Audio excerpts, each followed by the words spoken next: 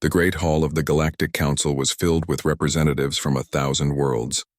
Lights from distant stars shone through the massive windows. Ambassador Yuna stood at the center, her hands shaking slightly as she held a data tablet. She had traveled for weeks to reach this place. The message she carried was too important to send through normal channels. Emperor Taiho of the Valerian Empire sat on his throne at the far end of the hall. His golden armor reflected the light, making him look like a living statue. Around him stood his military commanders, each one wearing medals from dozens of conquered worlds. The emperor looked bored. He had heard many warnings before. None of them had ever mattered. Yuna took a deep breath and activated her tablet. A holographic image appeared above her head. It showed a small blue planet orbiting a yellow star. The planet looked peaceful and beautiful. But Yuna knew the truth about this world. She had spent years studying it from a safe distance. What she had learned frightened her more than anything else in the galaxy. The humans call their world Earth. It is located in a quiet corner of the galaxy.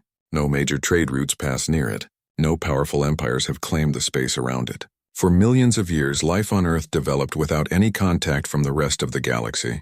The humans evolved alone, fighting and surviving in ways that no other species had experienced. Yuna began her presentation. Her voice echoed through the silent hall. She showed images of human history.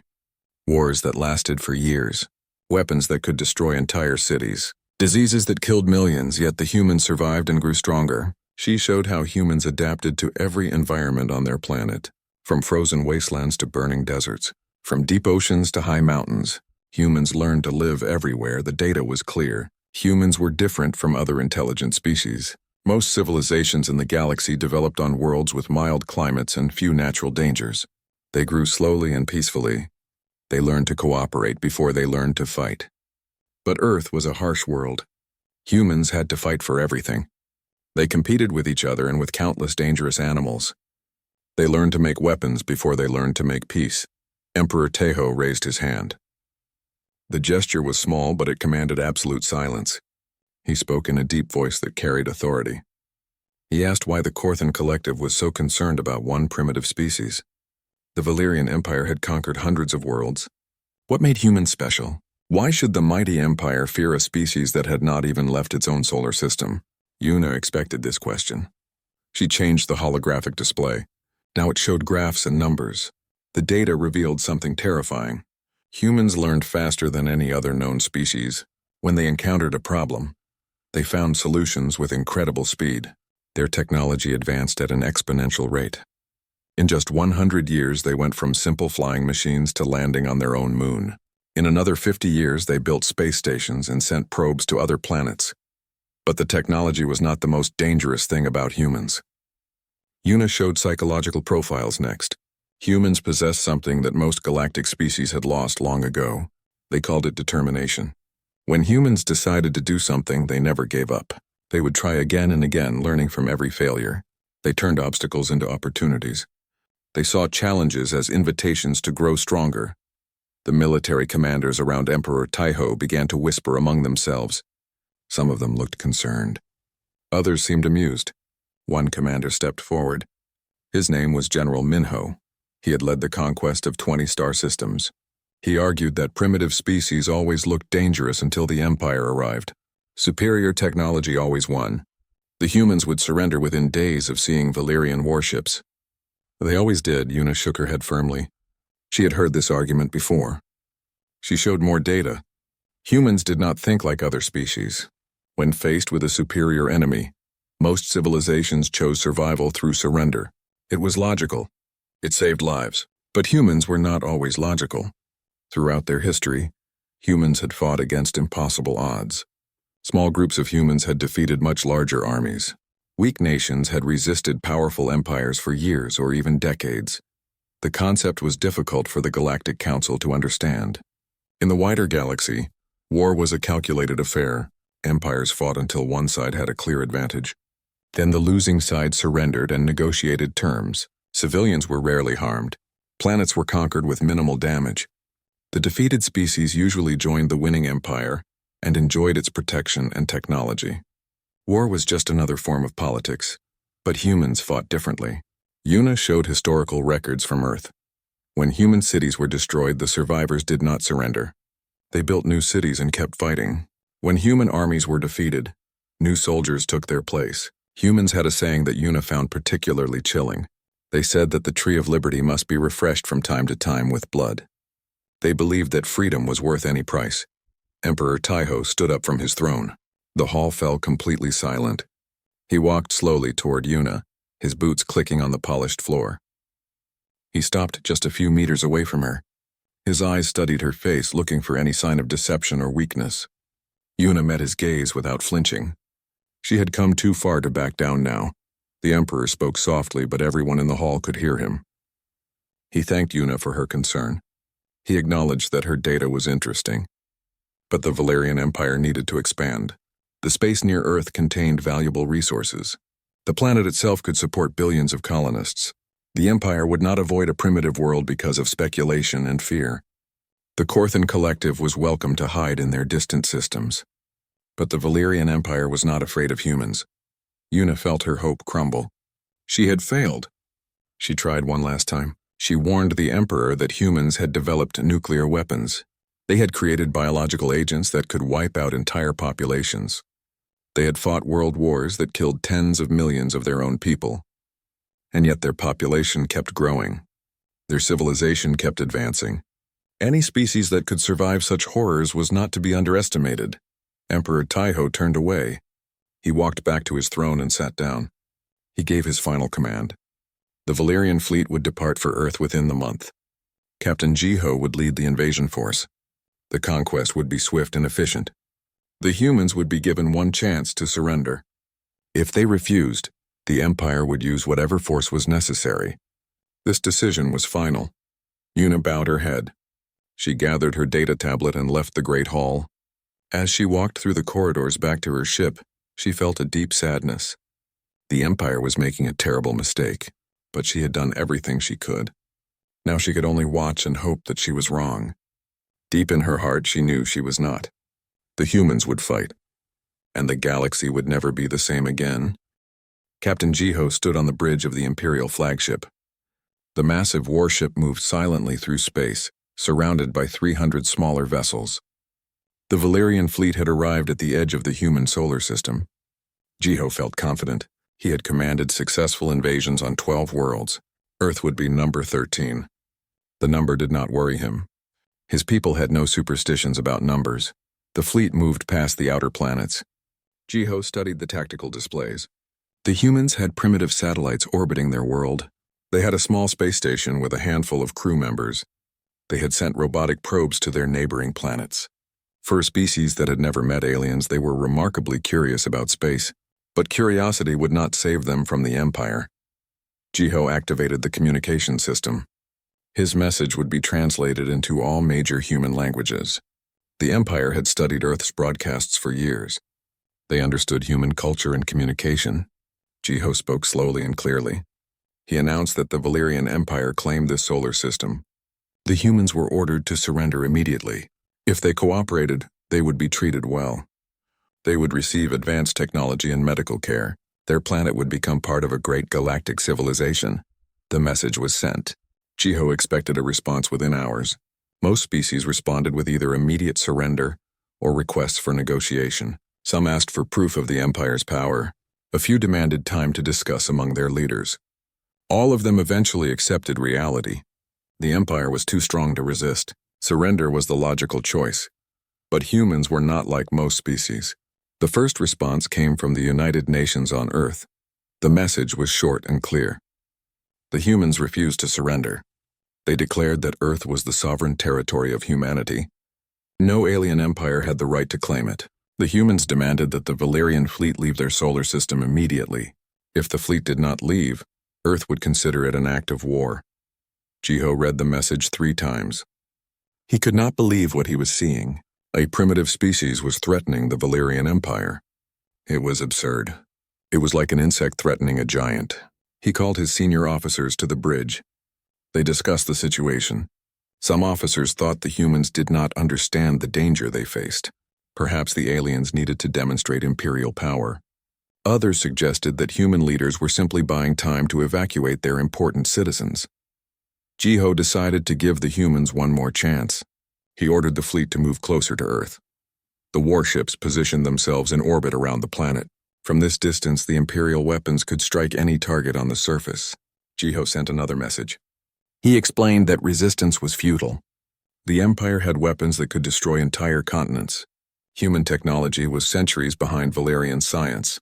This was the final warning. Surrender or face destruction. The human response came faster this time, but it was not a message. It was an attack. Missiles launched from hidden bases on Earth's surface. More missiles fired from submarines hidden in the oceans. Satellites that the Valerians thought were simple communication devices suddenly revealed themselves as weapons platforms. The humans had been preparing for this moment. The Imperial shield stopped most of the missiles. But a few got through. 3 smaller Valerian ships took damage. One ship lost its main engines and began drifting. Another ship had its communication array destroyed. The humans were using nuclear weapons. Primitive technology, but still dangerous in large numbers. Jiho was shocked. The humans had attacked without any hesitation. Alarms rang throughout the flagship. Officers rushed to their stations. The fleet had not expected immediate combat. Jiho quickly assessed the situation. The human weapons were weak but numerous. The nuclear missiles carried enough power to damage unshielded areas of Valerian ships. If the humans concentrated their fire on single targets, they could potentially destroy smaller vessels. This was supposed to be a simple occupation, not a real battle. Jiho gave the order to return fire. Beam weapons struck military bases across Earth. The Imperial technology was far superior to human defenses. Bases that had taken years to build were destroyed in seconds. But the humans did not stop fighting. More missiles launched. More satellites activated their weapons. The humans were fighting from every continent. They were using every weapon they had. The battle continued for hours. The Valerian fleet maintained its position in orbit. They destroyed hundreds of human military installations, but the humans kept adapting. They began using different tactics. Some missiles would fly directly at the ships. Others would wait and attack from behind. The humans were learning how to fight a space battle in real time. They studied each Valerian response and adjusted their strategy. By the end of the first day, Jiho had to admit something troubling. The invasion was not going according to plan. The humans had not surrendered. They had not even asked for negotiations. They just kept fighting. The Empire had lost 5 ships completely. 20 more had significant damage. The humans had lost thousands of soldiers and dozens of military bases. But their attacks had not weakened. If anything, they were getting more coordinated. Jiho sent a report to Emperor Taiho. He explained the situation honestly. The humans were resisting with unexpected ferocity. The fleet needed more ships and more time. The conquest would not be quick. The Emperor's response came the next day. Taiho was not pleased, but he authorized additional forces. The Valerian Empire would not be humiliated by a primitive species. Whatever it took, Earth would fall. Meanwhile, on Earth, the human leaders gathered in underground command centers. They knew they were outmatched in technology. But they had advantages the aliens did not understand. Humans knew their own planet perfectly. They had centuries of experience fighting wars. They understood strategy and sacrifice. Most importantly, they were fighting for their home. Every human on Earth knew what was at stake. This was not just another war. This was a fight for survival. The military commanders coordinated their efforts. They could not win a direct fight against the alien ships, so they would not fight directly. They would use guerrilla tactics. They would make the aliens pay for every meter of ground they tried to take. They would study the alien technology and find its weaknesses. Humans were good at finding weaknesses. They had been doing it for thousands of years. As the second day of fighting began, something changed in the human attacks. They were no longer just firing missiles randomly.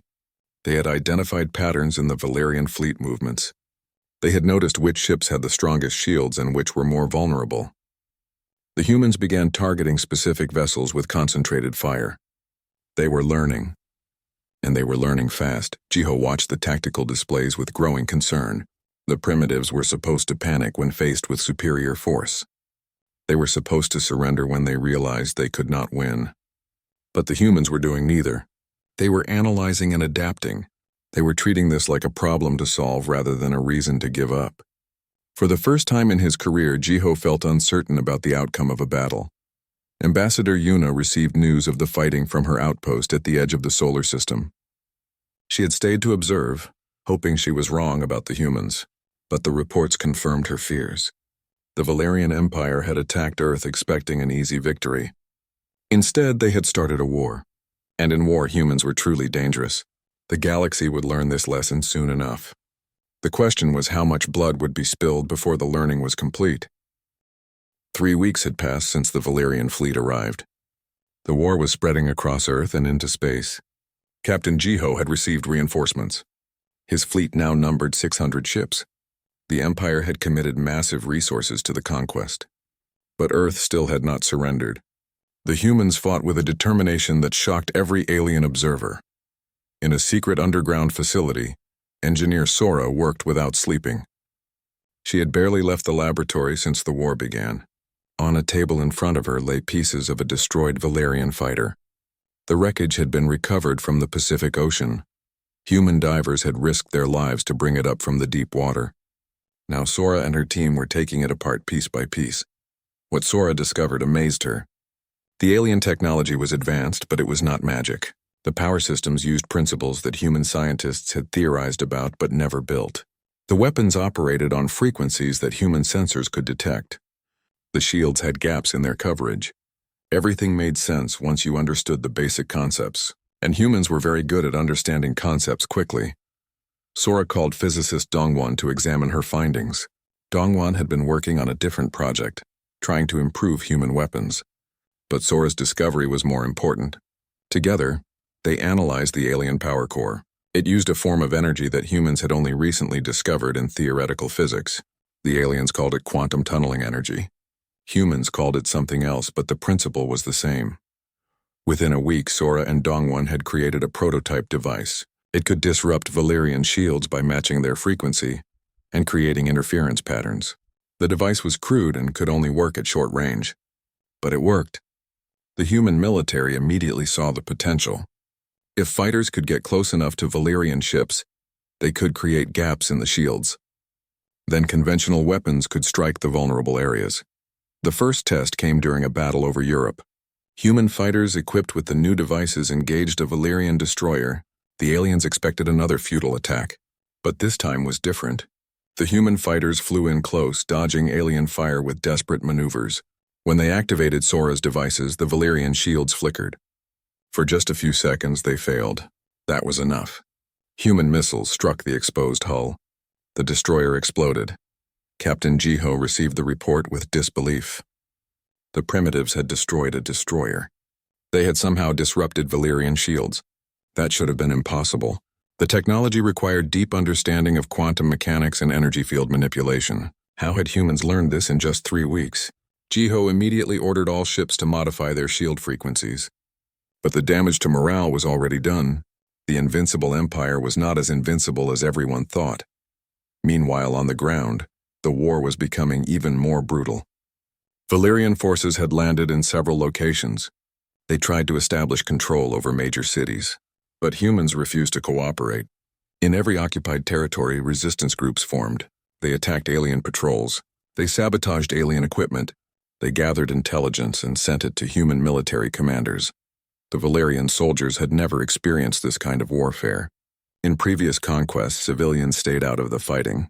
Once an area was secured, the local population accepted their new rulers. But humans did not accept anything. Soldiers who looked like ordinary civilians would suddenly attack. Buildings that seemed safe would explode. The humans used tactics that the Valerians considered dishonorable. But honor meant nothing to people fighting for their freedom. One Valerian commander made the mistake of gathering human prisoners in a public square. He intended to demonstrate imperial power by executing resistors. But before he could carry out the execution, snipers killed him and his guards. The prisoners escaped in the chaos. The entire incident was broadcast across Earth's communication networks. It became a symbol of human defiance. More people joined the resistance after seeing it. Emperor Taiho watched the war reports with growing frustration. The conquest was taking too long. The casualties were too high. His military advisors assured him that victory was inevitable. But they said this every week, and every week the humans found new ways to fight back. The Emperor began to wonder if Ambassador Yuna had been right. Perhaps humans were different. Perhaps they really were too dangerous to conquer. The turning point in space combat came during the Battle of Luna. The moon had several human mining colonies. Valerian forces tried to capture these facilities to use as bases. They sent a battle group of 50 ships. The humans had only 12 functional warships in the area. By all logic, the Valerians should have won easily. But humans did not fight by alien logic. The human ships used the moon itself as cover. They hid behind mountains and in craters. They fired from unexpected angles and then moved before the Valerians could target them. The mining colonies launched hundreds of small drones. These drones were equipped with Sora's shield disruptors. They swarmed the Valerian ships like angry insects. Most drones were destroyed, but enough got through. The human warships exploited every gap in the enemy shields. The battle lasted 8 hours. When it ended, the Valerian battle group had lost 30 ships. The humans had lost 5 warships and 3 mining colonies. But they held the moon. More importantly, they proved that humans could fight and win in space. The survivors broadcasted their victory across all channels. On Earth, people celebrated. In the Valerian fleet, morale dropped even further. Dongwon and his team continued their research. They studied every piece of Valerian technology they could recover. Human scientists shared their findings instantly across secure networks. Research labs on every continent worked together. They made progress that would normally take decades. The pressure of war accelerated everything. Humans learned faster when survival depended on it. New weapons appeared regularly. Human railguns were upgraded with alien power systems. Missiles were fitted with guidance systems copied from Valerian drones. Fighter jets received limited energy shields. Each innovation was small, but together, they were closing the technology gap. Month by month, week by week, the humans were catching up. The Valerian Empire responded by committing more forces. The fleet around Earth grew to nearly 1,000 ships. Ground forces numbered in the hundreds of thousands. The Empire was determined to crush human resistance through overwhelming force. But every time they escalated, the humans escalated too. Both sides were trapped in a spiral of increasing violence. Ambassador Yuna continued to observe from a distance. She sent regular reports to the Korthan Collective. Her people needed to understand what was happening. The Valerians were learning the hard way that humans could not be conquered easily, but Yuna worried about what would happen if the Empire continued to escalate. Humans had nuclear weapons. They had biological weapons. If pushed far enough, would they use them? Would they destroy their own planet rather than surrender? Yuna knew the answer. She had studied human history. She understood their psychology. Humans would absolutely sacrifice everything rather than accept slavery. They would fight until every city was rubble. They would resist until the last human drew their final breath. This was not just a war of conquest. It was a war of annihilation. And the Valerian Empire was slowly realizing that it might have started a fight it could not win. Lieutenant Hana strapped herself into the pilot seat of her fighter. Around her, 20 other human pilots prepared for launch. They had been training for this mission for 2 months. The plan was insane. The odds of success were tiny. But the potential reward was worth any risk.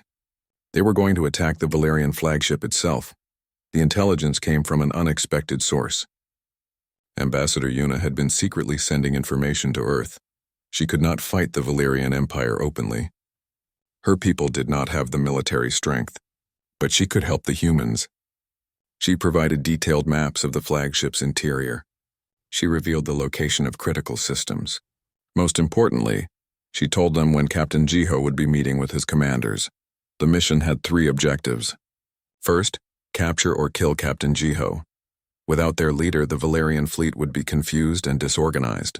Second, steal classified data from the flagship's computer systems. The humans needed information about the Empire's military capabilities and strategic plans. Third, if possible, sabotage the flagship itself. Losing their command ship would be a massive blow to Valerian morale. Hana's squadron launched from a hidden base in the asteroid belt. They flew in complete silence using a new stealth technology developed by human engineers. The technology was not perfect. It could only hide them for a few hours. But that should be enough. The fighters moved slowly toward the Valerian fleet. They looked like pieces of space debris drifting through the void. The journey took 6 hours. Hana's heart pounded the entire time. If the Valerians detected them too early, the mission would fail. They would be destroyed before getting anywhere near the flagship. But the alien sensors did not pick them up. The squadron drifted closer and closer. Hana could see the massive flagship on her display. It was 3 times larger than any human ship. The sight was terrifying and magnificent at the same time. When they were just 1 kilometer away, Hana gave the signal. The squadron activated their engines and accelerated hard. They covered the distance in seconds. Valerian defensive systems came alive immediately. Energy beams and missiles filled the space around them. 3 human fighters exploded instantly. 4 more took critical damage and fell away. But the remaining 14 reached the flagship's hull. The pilots attached their ships to the flagship using magnetic clamps. Then they put on their spacesuits and cut through the alien hull. The Valerians had strong armor, but human plasma cutters were effective. Within minutes, Hana and her team were inside the flagship. They found themselves in a cargo bay. Alarms were ringing everywhere. The Valerians knew they had been boarded. The human soldiers moved quickly. They had studied Yuna's maps until every corridor was memorized. Half the team split off to reach the computer core. Hana led the rest toward the command center. They encountered Valerian security forces within minutes. The resulting firefight was brutal. Human weapons were less advanced, but the soldiers using them were well-trained and desperate. Hana's team fought through 3 security checkpoints.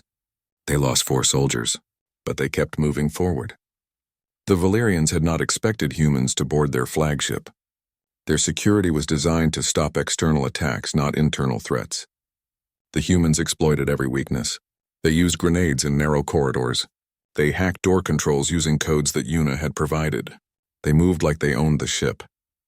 Meanwhile, the other team reached the computer core. They connected devices to the Valerian systems. The alien software was complex, but human programmers had been studying it for months. They had developed special tools for this exact purpose. Data began flowing into the human devices: fleet positions, ship capabilities, strategic plans, communication codes, everything the humans needed to fight the war more effectively. In the command center, Captain Jiho realized what was happening. Primitives were inside his flagship. It was humiliating. It was impossible. But it was real. He ordered all available security forces to converge on the intruders. He activated the ship's internal defenses. Blast doors sealed corridors. Automated turrets emerged from walls.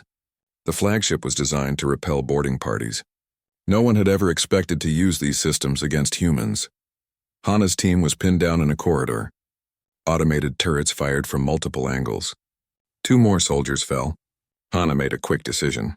She ordered everyone to fall back to a side passage. Then she threw her last grenade at the ceiling. The explosion damaged the corridor's structural integrity. Warning lights flashed. The turret stopped firing to avoid making the damage worse. In that moment of confusion, Hana's team rushed forward. They burst into the command center. Captain Jiho stood at the center of the room, surrounded by his officers. The Valerians reached for their weapons. But Hana's team was faster. They had trained for exactly this scenario. Within seconds, half the Valerian officers were down. Jiho tried to activate an emergency protocol. Hana shot the control panel before he could complete the sequence. Sparks flew everywhere. Hana pointed her weapon at Jiho. She ordered him to surrender. For a long moment, the captain just stared at her. He could not believe this was happening. A human soldier in primitive armor, holding him at gunpoint on his own flagship. It violated everything he understood about warfare. But the weapon in Hana's hand was very real. Slowly, Jiho raised his hands. The team at the computer core signaled success. They had copied everything they needed. Now they were planting explosives throughout the system. When those explosives detonated, the flagship would lose all its computing power. It would be helpless. Hana ordered everyone to fall back to the extraction point. They had Jiho. They had the data. It was time to leave before more security forces arrived. The retreat was harder than the insertion. Valerian soldiers filled the corridors. The humans fought every step of the way. More soldiers fell. Hana took a hit to her shoulder, but her armor absorbed most of the impact. They dragged Jiho with them. The captain did not resist. He seemed to be in shock. Everything he knew about warfare had been proven wrong in a single night. When they reached the extraction point, only 8 humans remained. 8 out of 21. The cost had been high, but they had succeeded. They loaded Jiho into one of the fighters. The explosives in the computer core detonated as they undocked. The flagship shuddered. Its lights flickered. Without its main computer, the massive ship was just a floating piece of metal. The surviving fighters raced away from the fleet. This time, the Valerians were ready. Dozens of ships pursued them. Energy beams crisscrossed space. Hana flew like her life depended on it because it did. 2 more fighters were destroyed during the escape. But 6 made it to the asteroid field. They disappeared among the rocks. The Valerians searched for hours but found nothing. When Hana finally reached the human base, she could barely stand. But she had Captain Jiho in custody. She had a data drive full of Valerian secrets, and she had proven something important. Humans could strike at the heart of the Empire. They could defeat the invincible fleet. News of the raid spread across Earth within hours. For the first time since the war began, humans believed they might actually win. Emperor Taiho stared at the holographic display in disbelief. The casualty reports were catastrophic. 537 ships lost, 200,000 soldiers dead, 50,000 more wounded or missing. The Valerian Empire had never suffered such losses in a single campaign. And the war was still not over. Earth continued to fight with the same fierce determination it had shown from the beginning. The loss of Captain Jiho and the flagship had been the final blow to morale. The remaining fleet commanders argued constantly about strategy. Some wanted to escalate further. They proposed using weapons that could destroy continents. Others wanted to withdraw and regroup. They argued that Earth was not worth the cost. The Empire was bleeding resources into a war that seemed to have no end. But the real problem was not just the losses. It was what the humans had become. When the war started, they were primitives with crude technology. Now, just 8 months later, they had warships with energy shields. They had weapons that could penetrate Valerian armor. They had tactics that confused and defeated Imperial forces regularly. The humans had learned everything the Empire knew about warfare. And they had added their own brutal innovations. The data stolen from the flagship had changed everything. Humans now knew the locations of Valerian supply lines. They knew which systems were poorly defended. Small human strike forces began raiding Imperial territory. They destroyed supply depots and communication stations. They hit targets that were supposed to be safe. The war had spread beyond Earth. The entire region of space was becoming unstable. Other species watched the war with fascination and fear. Ambassador Yuna's warnings had been proven correct. Humans were indeed too dangerous, but now it was too late. The Empire had awakened a sleeping monster, and that monster was learning faster than anyone had predicted. Several neutral civilizations sent secret messages to Earth. They offered trade and technology in exchange for promises of non-aggression. The humans accepted some offers and ignored others. They were learning diplomacy as quickly as they had learned warfare. Emperor Taiho called an emergency council meeting. All his senior advisors attended. The debate lasted for hours. The military commanders insisted they could still win. They just needed more ships and more time. But the economic advisors showed the real numbers. The war was bankrupting the Empire. Trade had collapsed in dozens of systems. Other species were becoming nervous about Valerian power. If the war continued, the Empire might collapse from within. For the first time in Imperial history, Emperor Taiho had to consider retreat. The word tasted like poison in his mouth. The Valerian Empire did not retreat. It conquered. But the alternative was worse. If the Empire continued fighting, it would destroy itself. The humans had proven that they would never surrender. They would fight until Earth was a dead world. And then they would keep fighting among the stars. There was no victory to be won here.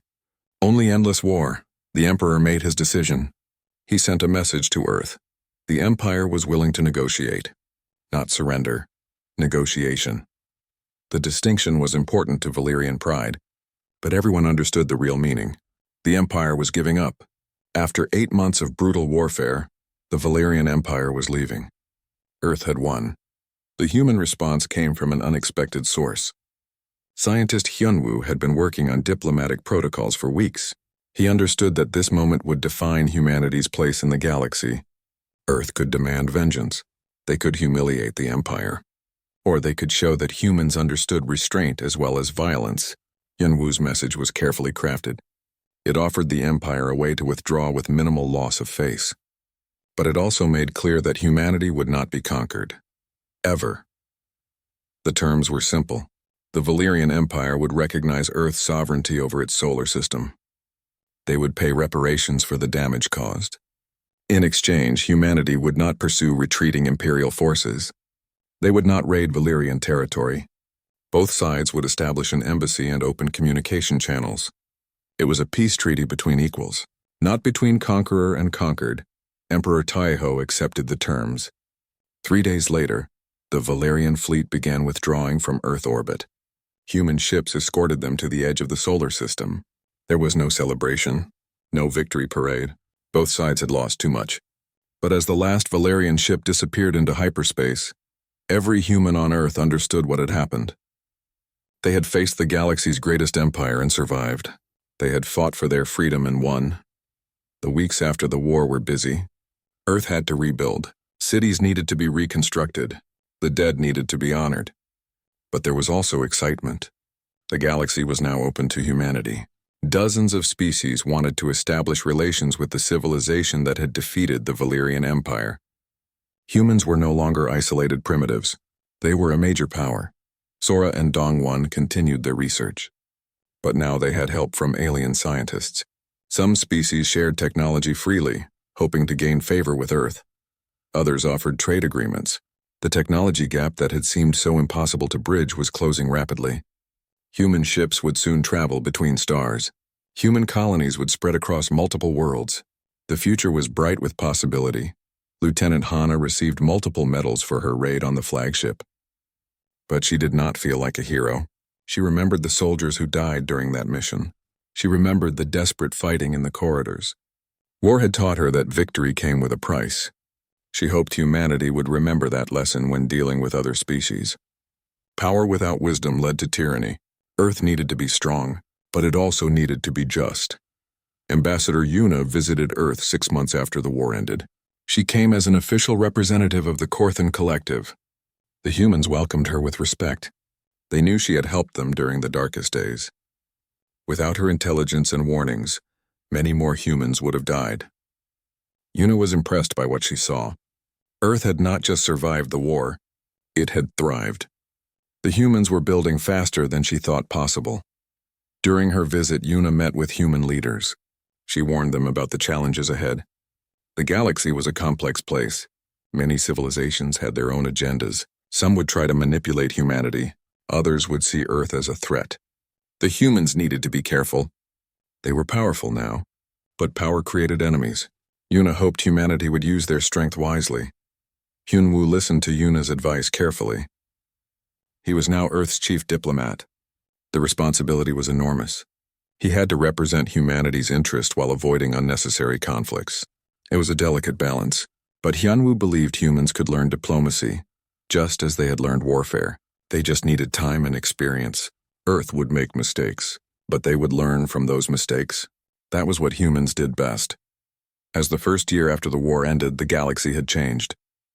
The Valyrian Empire was still powerful, but it was no longer invincible.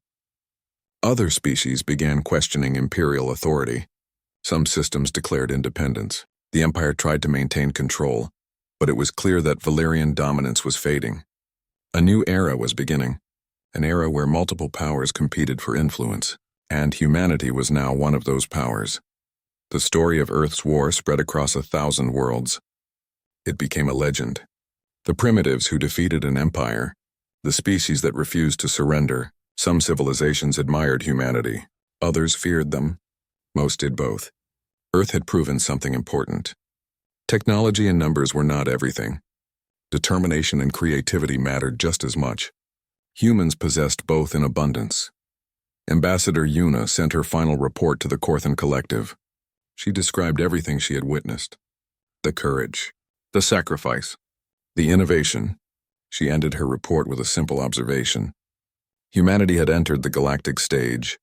The galaxy would never be the same. Other species needed to understand what Yuna had known from the beginning. Humans were survivors. They adapted to any challenge. They turned every obstacle into an opportunity. The galaxy had tried to warn the Valyrian Empire, but the Empire did not listen. Now everyone knew the truth. Never underestimate humanity.